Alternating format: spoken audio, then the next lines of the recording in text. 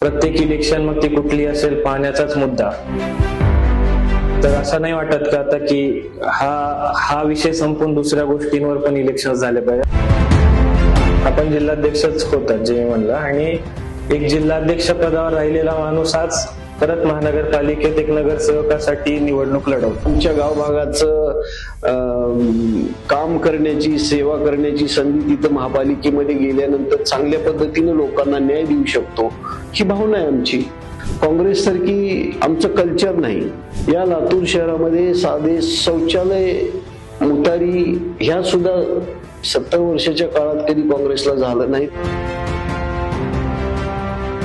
एवढे सगळे आज लोक बाहेरून येत आहेत भारतीय जनता पार्टीमध्ये दुसऱ्या पक्षातून, आणि त्यांना संधी भेटल्यामुळे काही लोक नाराज सुद्धा होत आहेत। कार्यकर्त्याचा विचार करून एखाद्या कार्यकर्त्यावर अन्याय होणार नाही किंवा त्याचं नुकसान होणार नाही असा विचार करून काही इलेक्टिव्ह मेरिट पण पाहिलं जातं।